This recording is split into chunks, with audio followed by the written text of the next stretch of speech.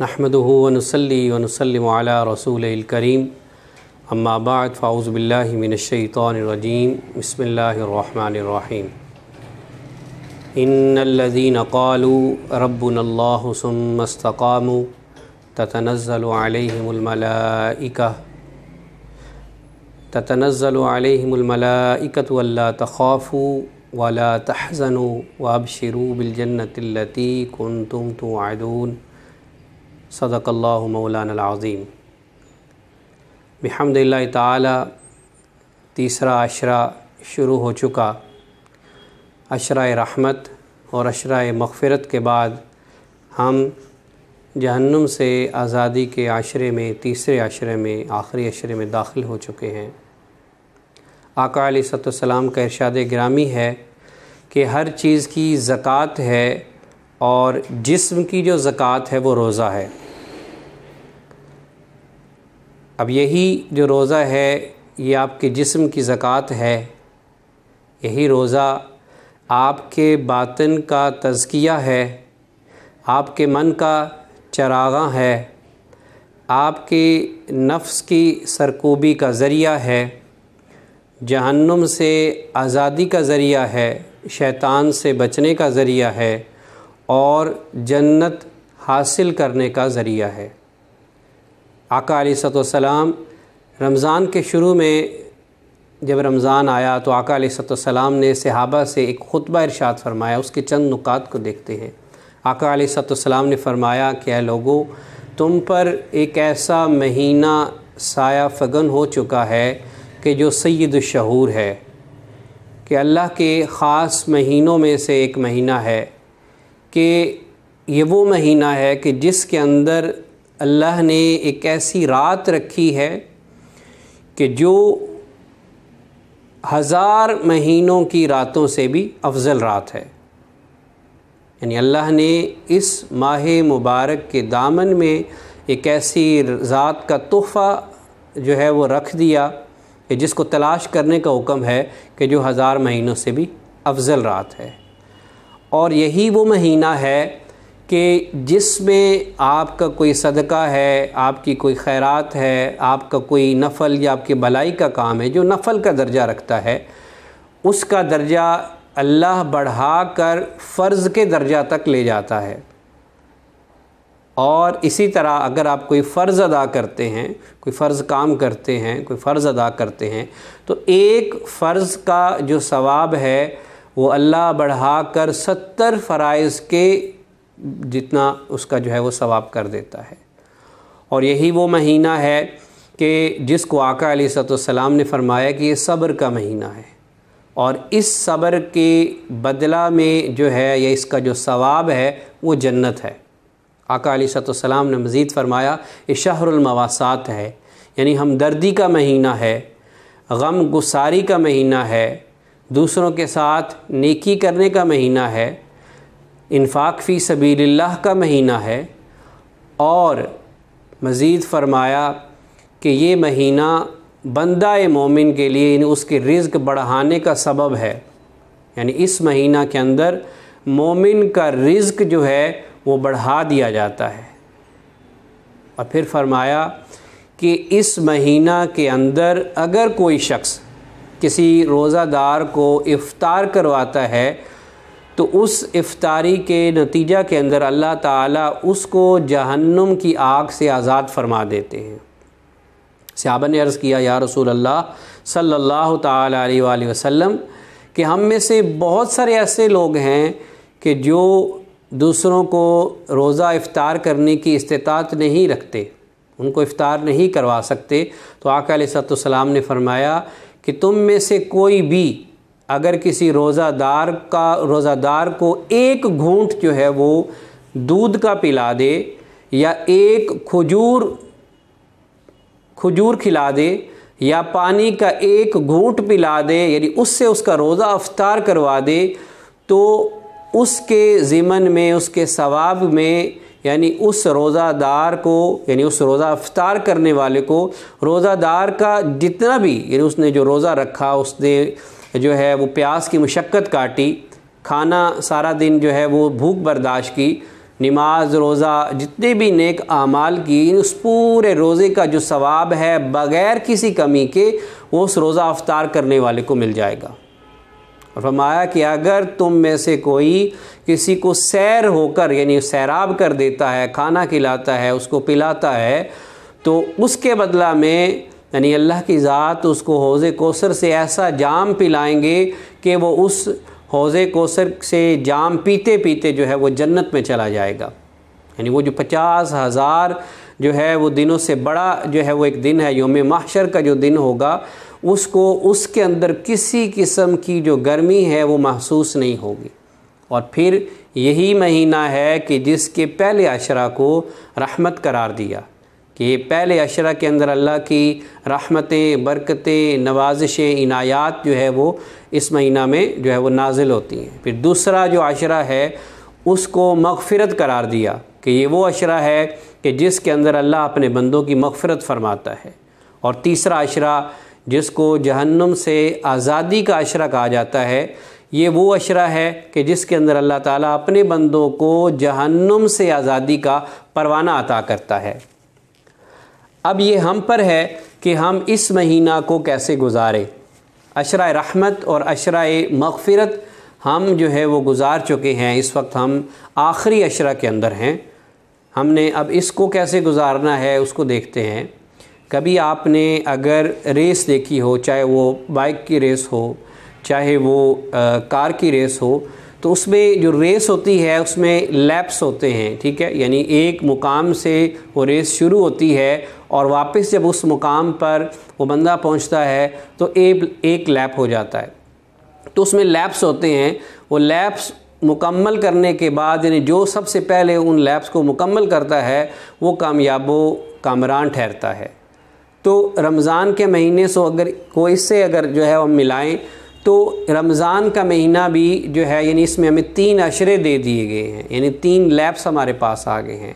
Race के अंदर अगर कोई शख्स पहले 2 लैप्स के अंदर बड़ी मेहनत करता है, बड़ी तवानाई के साथ, बड़ी फ़ोर्स के साथ, वो काफ़ी मेहनत के साथ वो काफ़ी यानी लीड हासिल कर लेता है, और आखिरी जब उसका लैप स्टार्ट हो जाता है उसके अंदर वो इजी हो जाता है। अपनी उस जो आप कह सकते हैं तवानाई है, उसकी जो फ़ोर्स है, उसका जो ध्यान है, उसके अंदर सुस्ती आ जाती है, उस स्पीड के अंदर कमी आ जाती है, या वो कोई ऐसी गलती उसके अंदर करता है, वो अपने ट्रैक से डी ट्रैक हो जाता है। अपने उस ट्रैक से निकलने के बाद जो है वो अपना लैप मुकम्मल नहीं कर पाता, जिसकी वजह से वो कामयाब नहीं हो पाता। तो इसी तरह अगर कोई शख्स रमज़ान के महीना के अंदर उसने पहला अशरा बड़ा अच्छा गुजारा, पहले अशरे के अंदर उसने तमाम नमाज़ों का अहतमाम किया। हम देखते हैं कि रमज़ान के शुरू होने के बाद जो है वो लोग बड़ी मोहब्बत के साथ, बड़ी अकीदत के साथ, बड़े खुशू खुजू के साथ नमाज़ों का अहतमाम करते हैं, तरावीह का अहतमाम करते हैं, इन्फ़ाक़ फ़ी सबीलिल्लाह करते हैं, सारे नेक आमाल करते हैं। और इसी तरह दूसरे अशरा के अंदर भी जो है वो ये आमाल जारी रहते हैं। लेकिन दूसरे अशरा के अंदर आके जो है वो उसमें थोड़ी कमी आ जाती है। लोग जो रमज़ान से पहले उनकी रूटीन होती है वो दोबारा उस पर थोड़ा वापस आना शुरू हो जाते हैं, हत्ता कि 2 अशरे जब गुज़र जाते हैं और तीसरे अशरे के अंदर हम दाखिल होते हैं। जिस तरह उस रेस के अंदर अगर कोई शख्स 2 जो है वो लैप नॉर्मल अगर गुजार देता है, उसमें इसकी इतनी स्पीड नहीं होती, उसमें इतनी फोर्स नहीं लग रही होती, तो अगर वो आखिरी लैप के अंदर जैसे उसका आखिरी लैप स्टार्ट हो, वो पूरी मेहनत के साथ, पूरी फोर्स के साथ जो है पूरी जानफिशानी के साथ अगर वो ट्रैक के ऊपर रहते हुए मुकम्मल तौर पर इस्तिकामत के साथ मेहनत करता है, तो उसकी कामयाबी के जो इम्कानात हैं वो बहुत हद तक बढ़ जाते हैं कि वो आखिरी लैप के अंदर उसने इस कदर जांफिशानी से मेहनत की कि वो उसमें कामयाब हो जाता है और उसमें जो है वो फला पा जाता है। इसी तरह अगर कोई शख्स पहले जो 2 अशरे हैं उसके अंदर बड़ी जांफिशानी के साथ उसने, जो हम देखते हैं कि लोग कुरान की तिलावत करते हैं, सारे नेक आमाल करते हैं, लेकिन जब तीसरा अशरा शुरू होता है कि जो बड़ा कीमती अशरा है, इसको अगर देखा जाए तो ये बाकी दोनों अशरों की निस्बत ज़्यादा कीमती अशरा है। इसके अंदर हमें ज़्यादा तवानाई लगानी चाहिए, اس کے اندر ہمیں عبادات کا زیادہ اہتمام کرنا چاہیے، اس کے اندر جو ہے وہ ہمیں نیک جو اعمال ہیں، انفاق فی سبیل اللہ ہے، اللہ سے جو اپنا تعلق ہے وہ مضبوط کرنے کے لیے زیادہ توانائی صرف کرنی چاہیے۔ لیکن ہم یہ دیکھتے ہیں کہ پہلے 2 عشرہ کے اندر ہم بڑی محنت کرتے ہیں، بڑے جو ہے وہ جانفشانی کے ساتھ کام کرتے ہیں، لیکن جب آخری عشرہ آتا ہے کہ جس کے اندر ہمیں زیادہ محنت کی ضرورت تھی، اس عشرہ کے اندر آ کے جو ہے وہ ہم سست ہو جاتے ہیں۔ اس عشرہ کو یعنی جس فورس کے ساتھ، جس توانائی کے ساتھ، جس خشوع و خضوع کے ساتھ گزارنا چاہیے، ہم اس انداز سے اس کو نہیں گزارتے۔ ناظرین، جب ہم تیسرے عشرہ کے اندر داخل ہوتے ہیں، یعنی تیسرا عشرہ آتا ہے، تو دیکھتے ہیں کہ آقا علیہ السلام کی حدیث مبارکہ ہے، حضرت عائشہ صدیقہ رضی اللہ تعالی عنہ، آپ سے روایت ہے، آپ فرماتی کہ جب آخری عشرہ شروع ہوتا تو آقا علیہ السلام عبادت کے لیے کمر کس لیتے، اپنے گھر والوں کو جو ہے وہ اٹھاتے اور ساری رات ان سے جو ہے وہ عبادت کرواتے۔ یعنی جو سب سے جو اللہ سے تعلق بنانے کا جو ذریعہ ہے وہ اعتکاف ہے، وہ ان آخری 10 دنوں کے اندر رکھا گیا تاکہ جو مسلمان ہے، بندہ مومن ہے، وہ اپنے تمام قسم کے جو معاملات ہیں، یعنی رشتہ داروں کے ساتھ، بہن بھائیوں کے ساتھ، عزیز و اقارب کے ساتھ، دوستوں کے ساتھ، سب سے کٹ کر وہ اللہ کی بارگاہ میں حاضر ہو جائے، گوشہ نشینی اختیار کر لے اور اللہ سے قربت کا جو ہے وہ حامل بن جائے۔ لیکن ہمارا جو رویہ کیا ہے؟ ہمارا رویہ یہ ہوتا ہے کہ ہم آخری عشرہ کو جو ہے اس کے اندر آ کے سست ہو جاتے ہیں۔ آخری عشرہ کے اندر آ کر ہم اپنے جتنے بھی معاملات ہوتے ہیں، یعنی آپ نے پہلے لیکچر کے اندر سنا ہوگا کہ اس کے اندر آپ کو رمضان کی منصوبہ بندی کے بارے میں، اس کی تیاری کے بارے میں بتایا گیا۔ تو ہم نے رمضان کی تیاری پہلے کرنی ہے۔ ہم اکثر کیا کرتے ہیں کہ آخری عشرہ کے اندر عید کی تیاری شروع کر دیتے ہیں، ہم بازاروں میں گھومنا شروع کر دیتے ہیں، اپنے کپڑے، اپنے جوتے اور اس طرح کی دیگر جو ہے وہ اشیاء ضروریہ وہ ہم لینا شروع کر دیتے ہیں۔ وہ جو وقت تھا جو ہم نے عبادت میں گزارنا تھا، جو اللہ کے حضور گزارنا تھا، وہ گوشہ نشینی اختیار کر کے اللہ کے قریب ہونا تھا، جس کے اندر ہم نے اللہ سے توبہ طلب کرنی تھی، جس کے اندر ہم نے جو ہے وہ اپنی گناہوں سے جو ہے وہ معافی مانگنی تھی، ہم اس دور میں، اس وقت کے اندر ہم بازاروں میں گھوم رہے ہوتے ہیں۔ اس وقت کے اندر جو ہے وہ ہم اشیاء ضروریہ جو عید کا سامان ہوتا ہے وہ ہم خرید رہے ہوتے ہیں۔ اور یہ جو بڑا نازک وقت ہوتا ہے، اس کے اندر اکثر جو ہے وہ معمولات کو دیکھیں تو اکثر لوگ جو ہے وہ افطاری جو ہے یا کر رہے ہوتے ہیں یا کروا رہے ہوتے ہیں، مختلف یعنی فیملیز کے اندر جو ہے نا آ جا رہے ہوتے ہیں۔ اور ان افطاریوں کا اگر ہم حال دیکھیں تو آپ نے دیکھا ہوگا کہ اکثر ان افطاریوں کے موقع کے اوپر جب لوگ اکٹھے ہوتے ہیں تو وہاں پر بات چیت کیا ہوتی ہے؟ اگر تو نصیحت کی بات ہو، اگر تو دین کی بات ہو، اگر کوئی فلاح کی بات ہو، کوئی اچھی نیک بات ہو، تو پھر تو سمجھ میں آتی ہے کہ آپ کی وہ مجلس، آپ کا اکٹھا ہونا جو ہے وہ باعث ثواب ہے، وہ کسی نہ کسی کام آ جائے گا۔ لیکن ہمارا ان افطاریوں پہ اکٹھا ہونا اور پھر وہاں پہ ہم بات کیا کر رہے ہوتے ہیں؟ ہم کسی نہ کسی کی غیبت کر رہے ہوتے ہیں، ہم چغلی کر رہے ہوتے ہیں، کسی نہ کسی کے اوپر کسی نہ کسی حوالے سے بہتان لگا رہے ہوتے ہیں، ہم جو ہے وہ فضول گفتگو کر رہے ہوتے ہیں جس کا کوئی بھی جو ہے وہ فائدہ نہیں ہوتا۔ تو ہماری افطاریاں جو ہیں یا ان موقعوں کے اوپر اکٹھا ہونا ہے وہ فضول ہوتا ہے۔ پھر اگر دیکھا جائے تو اکثر جو لوگ ہیں وہ خاص طور پر 27ویں رمضان کے بعد جب آخری 2 یا 3 دن رہ جاتے ہیں تو اس میں لوگ یہ تک بھول جاتے ہیں کہ رمضان ابھی چل رہا ہے۔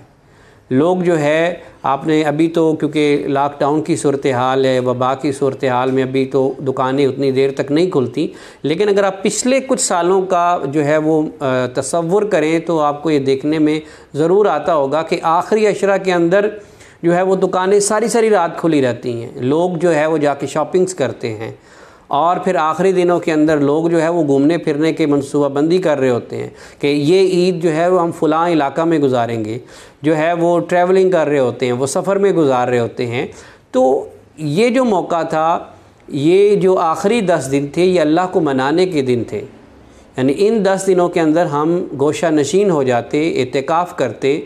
اللہ کے ساتھ اپنا ٹوٹا ہوا تعلق بحال کرتے۔ یعنی اس کے اندر یہ جو طاق راتیں ہیں جس کے بارے میں کہا گیا کہ ساری ساری رات عبادت کی جائے، اور سب سے جو افضل رات ہے لیلۃ القدر، اس کی تلاش ان راتوں میں کی جائے۔ یعنی سارا عشرہ جو اعتکاف میں گزارنا چاہیے، سارا عشرہ جو عبادات کے اندر راتوں کو جو ہے وہ جا کر ہمیں گزارنا چاہیے، عبادت کے اندر گزارنا چاہیے، جس میں ہمیں ان راتوں کے اندر لیلۃ القدر کی تلاش کرنی چاہیے، اللہ سے معافی مانگنی چاہیے، توبہ کرنی چاہیے۔ ان دنوں کے اندر اور ان راتوں کے اندر جو ہے وہ ہم دنیاوی مشاغل میں مصروف ہوتے ہیں، ہم دنیا کے کاموں کو لے کر بیٹھے ہوتے ہیں۔ آقا علیہ الصلوۃ والسلام کا جو معمول تھا، یعنی حدیث مبارکہ جو میں نے آپ کو سنائی، تو اس کے اندر یعنی آقا علیہ الصلوۃ والسلام خصوصاً یعنی ان 10 دنوں کے لیے کمر کس لیتے، یعنی زیادہ ذوق شوق کے ساتھ، زیادہ جو ہے وہ کوشش کر کے اللہ کو منانے کے لیے جو ہے وہ اس کے لیے کمر کس لیتے، اور اپنے اہل خانہ کو بھی ساتھ ملا لیتے۔ تو آقا علیہ الصلوۃ والسلام تو عمومی دنوں کے اندر بھی جو ہے آپ کی عبادت کا یہ عالم تھا کہ اللہ نے قرآن میں ارشاد فرمایا کہ قم اللیل الا قلیلا، یعنی آپ رات کو کھڑے ہوں، کم کھڑے ہوا کریں، نصفہ او انقص منہ قلیلا، آدھی رات یا اس سے بھی کم۔ تو آقا علیہ الصلوۃ والسلام ساری ساری رات عبادت کرتے، حتیٰ کہ آپ کے پاؤں مبارک کے اوپر ورم آ جاتا۔ تو اللہ کے محبوب تو پہلے ہی اتنی زیادہ جو ہے نا وہ عبادت کر رہے ہیں، لیکن آخری یعنی جو رمضان کا آخری عشرہ ہے اس کے لیے خصوصی طور پر اہتمام کرتے اور اپنے اہل خانہ کو بھی ساتھ ملاتے۔ تو یہ جو بڑا نازک وقت ہے، یعنی یہ جو بڑا اہم وقت ہے کہ جس وقت کے اندر ہم نے اگر کوئی پیچھے سستی رہ گئی ہے، ہم جو ہے وہ عبادات کو اس اعتبار سے نہیں ادا کر سکے، معمولات کے اندر جو ہے ہم اچھے انداز سے اس کو لے کے نہیں چل سکے، تو ان 10 دنوں کے اندر ہم پورے ذوق کے ساتھ، شوق کے ساتھ جو ہے وہ پوری جو ہے وہ تندہی کے ساتھ اچھے انداز سے ہم ان 10 دنوں کو گزاریں کہ اللہ کو منا لیں۔ لیکن ہمارا جو معمول ہے وہ اس سے ہٹ کر ہوتا ہے، ہمیں ان 10 دنوں کے اندر جو ہے وہ اچھے انداز سے اس کو لے کر چلنا ہے۔ چند جو ہے وہ دوست بیٹھے ہوئے تھے، تو وہ ایک بات پر بحث کر رہے تھے کہ قریب سے ایک بزرگ گزرتے ہیں، انہوں نے پوچھا کہ ہم آپ سے ایک سوال کرنا چاہ رہے ہیں، ہم ایک مسئلہ کے اوپر پھنس چکے ہیں اور اس میں ہمیں کوئی حل نظر نہیں آ رہا، آپ اس حوالے سے جو ہے وہ رہنمائی فرمائیں۔ انہوں نے کہا میں کوئی عالم تو نہیں ہوں، لیکن آپ پوچھیں، جو مجھے اگر پتہ ہوا تو میں آپ کی ضرور رہنمائی کروں گا۔ تو انہوں نے کہا کہ ہم اس بات پر بحث کر رہے ہیں کہ کیا اللہ کے نزدیک جو متقی شخص ہے اس کا رتبہ زیادہ ہے، اللہ کی جو نظر التفات ہے، نظر رحمت ہے، اس کا جو فضل ہے وہ متقی شخص پر زیادہ ہوتا ہے یا گنہگار شخص پر؟ جو توبہ کر لیتا ہے یا گناہ میں مبتلا ہوتا ہے، جب وہ گناہوں سے باز آتا ہے تو اللہ کی نظر التفات، نظر رحمت، اس کا فضل و کرم کس پر ہوتا ہے؟ تو انہوں نے پھر کہا کہ میں عالم تو نہیں ہوں، لیکن جو میرا اپنا ایک تجربہ ہے وہ میں آپ کے سامنے بیان کرتا ہوں۔ میں کپڑے بنتا ہوں،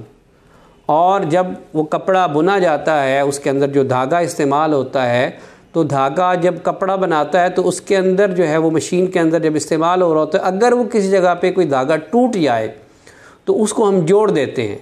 اور جو اس مشین پر کھڑا ہوتا ہے، جو اس کپڑے کو بن رہا ہوتا ہے، اس کا سب سے زیادہ دھیان اس جو ہے وہ دھاگے کی طرف ہوتا ہے کہ جو پہلے ٹوٹ چکا تھا، جس کو اس نے جوڑا تھا، گرہ لگائی تھی، کہ کہیں یہ دوبارہ نہ ٹوٹ جائے۔ تو میرا جو ہے وہ وجدان یہ کہتا ہے کہ ایک شخص جو گناہوں کی وجہ سے اللہ سے توبہ کرتا ہے تو اللہ کی ذات اس شخص کے اوپر زیادہ نظر التفات کرتی ہے،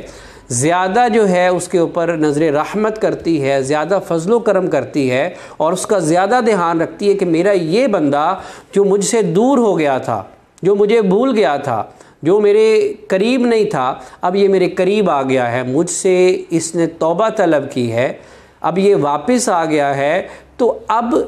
اس کے اوپر میں اپنی رحمت، اپنا فضل اور اپنا کرم زیادہ رکھوں تاکہ یہ دوبارہ مجھ سے دور نہ ہو جائے، کیونکہ اس کے لیے جو عافیت ہے، اس کے لیے جو اچھا ہے وہ یہی ہے کہ یہ مجھ سے قریب رہے، کیونکہ یہ میرا بندہ ہے، یہ جتنا مجھ سے قریب رہے گا اتنا ہی عافیت میں رہے گا۔ تو یہاں سے یہ جو نقطہ نکلتا ہے کہ جو شخص بھی ان 10 ایام کے اندر اللہ سے معافی کا طلبگار ہوتا ہے، درخواست گزار ہوتا ہے، اللہ کی ذات اس کے اوپر اپنی نظر کرم، اپنی نظر التفات زیادہ رکھتی ہے۔ اور ہمیں کوشش کرنی چاہیے، ہمیں تردد کرنا چاہیے، چاہے ہمیں اپنے آپ کو زبردستی کرنی پڑے، ہم اللہ کی بارگاہ میں حاضر ہوں۔ کہا یہ جاتا ہے کہ آپ اللہ کی بارگاہ میں حاضر ہو جائیں اور دعا کریں کہ یا میرے مولا، یا میرے پروردگار، یا میرے مالک، میں اپنے وجود پر اختیار رکھتا ہوں، میں اپنے وجود کو گھسیٹ کر تیری بارگاہ میں لے آیا ہوں، تیری بارگاہ میں حاضر کر دیا ہے، لیکن جو میرا دل ہے اس پر میرا قابو نہیں ہے،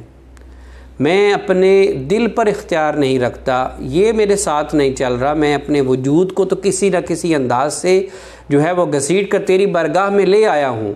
لیکن جو میرا دل ہے اس کو بھی جو ہے یہ توفیق عطا فرما کہ یہ اس رستے پر میرے ساتھ چلے۔ اب اللہ سے توفیق مانگے، یہ جو اس کے اندر خشوع لے کر آنا، خضوع لے کر آنا، جو ہے گڑ گڑانا، گداز پیدا کرنا، رونا، یہ ساری چیزیں جو ہیں یہ سونے پہ سہاگا ہیں، لیکن اگر یہ نہیں بھی پیدا ہوتی تو آپ اپنے آپ کو تردد کر کے، اپنی طبیعت کے اوپر جبر کر کے، نفس کو مار کے اللہ کے حضور حاضر ہو جائیں اور اس کو پکاریں، اس سے جو ہے وہ مدد طلب کریں کہ اے میرے مالک، میں نے اپنے آپ کو تیرے جو ہے وہ بارگاہ میں حاضر کر دیا ہے، اب مجھے توفیق عطا فرما کہ میں تجھ سے جڑا رہوں، تجھ سے دور نہ جاؤں، مجھے یہ جو گناہوں کی عادت پڑ چکی تھی، یہ جو بری لت پڑ چکی تھی، میں جس نشے میں مبتلا ہو گیا تھا، میری یہ عادت قبیحہ جو ہے یہ میری زندگی کا معمول بن چکی ہے، اے میرے مالک، اے میرے پروردگار، مجھے اس سے نجات عطا فرما، میں اس سے بچنا چاہتا ہوں، تو جو ہے مجھ پر کرم فرما، مجھ پر فضل فرما اور مجھے اس گناہوں کی بری عادت سے بچا، ایسا نہ ہو کہ میں اس عادت میں مبتلا ہی اس دنیا سے چلا جاؤں اور جب تیری بارگاہ میں حاضر ہوں تو میری آنکھیں جھکی ہوئی ہوں، میں تیرا سامنا نہ کر سکتا ہوں، اے میرے مالک، اے میرے مولا، مجھے اس گناہوں کی عادت سے بچا۔ جب آپ اللہ سے توفیق مانگیں گے تو اللہ کی ذات آپ کو یہ توفیق عطا فرمائے گی، آپ کو ایسا قلب عطا فرمائے گی کہ جو تزکیہ والا ہوگا، آپ کا باطن جو ہے وہ اجلا ہوگا، آپ کو اللہ جو ہے اپنی رحمت کے ساتھ، اپنی شفقت کے ساتھ جو ہے وہ آپ کو پاک کر دے گا، اور آپ کو یعنی اس 10 ایام کے صلہ کے اندر اللہ آپ کی مغفرت فرما دے گا، آپ کو جہنم سے آزادی کا پروانہ عطا کر دے گا۔ جو آیہ مبارکہ میں نے شروع میں آپ کے سامنے تلاوت کی، اس کے اندر ہے کہ ان الذین قالوا ربنا اللہ، کہ بے شک وہ لوگ جو یہ کہتے ہیں ربنا اللہ، کہ اللہ یعنی ہمارا رب ہے۔ اب رب جو لفظ ہے یعنی اس کے بڑا وسیع مفہوم رکھتا ہے، یعنی کتب کے اندر جو ہے یہ لغت ہے، اس کے اندر رب کا جو معنی ہے، یعنی والدین کے لیے بھی رب کا معنی یعنی رب کا لفظ استعمال کیا گیا ہے، اس کو معنوی اعتبار سے یعنی والدین کے طور پہ بھی استعمال کرتے ہیں، والدین کے لیے بھی استعمال کرتے ہیں۔ تو والدین صرف آپ کو پالتے نہیں ہیں، وہ آپ کے لیے قربانی بھی دیتے ہیں، آپ کے لیے جو ہے وہ آپ کی تربیت بھی کرتے ہیں، آپ کے دکھ میں، آپ کے سکھ میں وہ آپ کے ساتھ ہوتے ہیں، آپ کو تنہا نہیں چھوڑتے۔ تو جو ہمارا رب ہے، جو ہم نے سن رکھا ہے کہ وہ 70 ماؤں سے بھی زیادہ شفیق ہے، تو وہ ہمیں تنہا کیسے چھوڑ سکتا ہے؟ وہ ہمیں صرف پال نہیں رہا، وہ ہماری ہر سہولت کا، ہماری ہر ضرورت کا دھیان رکھ رہا ہے۔ ربنا اللہ، کہ بے شک وہ لوگ جو یہ کہتے ہیں ربنا اللہ، اللہ ہمارا رب ہے، تتنزل علیہم الملائکہ، کہ اللہ کی ذات ان کی مدد کے لیے، ان کی نصرت کے لیے فرشتے نازل کرتی ہے۔ پھر ایسے اشخاص، ایسے لوگ، ایسا بندہ مومن کہ جو اللہ کو اپنا رب مان لیتا ہے، اقرار بھی اپنی زبان سے کر لیتا ہے، اور اس کا جو دل ہے اس کی گواہی بھی دیتا ہے، اس کے جو اعمال ہیں وہ گواہی دیتے ہیں کہ یہ واقعی خدا کو اپنا رب مان بھی رہا ہے اور اس کے اوپر عمل بھی کر رہا ہے۔ پھر اس کے نتیجہ میں کیا ہوتا ہے کہ فرشتے اللہ اس کی نصرت کے لیے نازل کرتا ہے، پھر اس کے جتنے بھی معاملات ہوتے ہیں، اس کی جتنی مشکلات ہوتی ہیں، پریشانیاں ہوتی ہیں، مصیبتیں ہوتی ہیں، اللہ فرشتوں کے ذریعے جو ہے اس کو اس میں سے نکال لیتا ہے۔ اللہ تخافوا ولا تحزنوا، اور ان کے اوپر کسی قسم کا خوف نہیں ہوتا، ولا تحزنوا، اور کسی قسم کا جو ہے وہ حزن نہیں ہوتا۔ وابشروا بالجنۃ التی، اور ایسے لوگوں کو اللہ تعالیٰ بشارت دیتا ہے کنتم توعدون، کہ جس روز کا اللہ نے ان سے وعدہ کیا ہوا ہے۔ اور پھر فرمایا نحن اولیاؤکم، بے شک ہم تمہارے مددگار ہیں، فی الحیات الدنیا، اس دنیا کی زندگی کے اندر، اور فی الآخرہ، اور آخرت کی زندگی کے اندر۔ ہم نے ان 10 دنوں کے اندر اللہ کو راضی کرنا ہے۔ ان 10 ایام کے اندر ہم نے جو پچھلے جو دونوں عشرہ کے اندر جو کمی بیشی رہ گئی تھی اس کو پورا کرتے ہوئے گڑ گڑا کر اللہ سے معافی مانگنی ہے۔ ہم اگر اعتکاف نہیں بیٹھ سکتے تو یہ جو طاق راتیں ہمیں اللہ نے نعمت کے طور پر عطا کی ہیں، اس کے اندر جو لیلۃ القدر ہے تلاش کرنے کا حکم دیا ہے، تو اس کے اندر ایک حکمت یہ بھی پوشیدہ ہے کہ میرا بندہ جو مجھ سے 20 دن اگر دور بھی رہا ہے تو وہ عبادت کی غرض سے جب وہ ساری رات جاگے گا، وہ اس پاک رات اور اس برکت والی رات کی تلاش کرے گا، تو اس کی تلاش کے اندر جب یہ میرے پاس آئے گا، میری بارگاہ میں حاضر ہوگا، تو میں اپنے اس بندے کو بخش دوں گا۔ یعنی یہ اللہ نے اپنے بندے کی بخشش کا جو ہے وہ ایک بہانہ بنا دیا۔ اب یہ ہم پر ہے کہ ہم ان 10 دنوں کے اندر جو ہمیں میسر آ گئے ہیں کہ ہم اللہ کی ذات کے قریب ہو جائیں، اللہ کا قرب حاصل کرنے کے لیے یہ اگر ہم اعتکاف نہیں بیٹھتے تو ہم ان طاق راتوں کے اندر جو ہے وہ اللہ کو تلاش کرنے کی کوشش کریں، اس کی معیت حاصل کرنے کی کوشش کریں، اس کا قرب پانے کی کوشش کریں، اس کے محبوب حضرت محمد مصطفیٰ صلی اللہ تعالیٰ علیہ وآلہ وسلم، ان سے جو ہمارا ٹوٹا ہوا تعلق ہے وہ ہم درود شریف پڑھ کر، آپ کی ذات کے اوپر درود شریف پڑھ کر جو وہ ہم مضبوط بنائیں۔ ہماری کوشش زیادہ سے زیادہ یہی ہونی چاہیے، شاید اگلا رمضان ہمیں نصیب ہو نہ ہو، زندگی کا کوئی مال، زندگی کا کوئی پتہ نہیں، ہمیں ان 10 ایام کو محفوظ کرنا ہے کہ جو 20 دن گزر چکے، ہم نے ان کی کمی بھی پوری کرنی ہے اللہ کے لیے، اور اس کی خاطر جو ہے اپنے کاروبار، اپنی جان و مال، اپنے اہل و عیال سب کو چھوڑ کر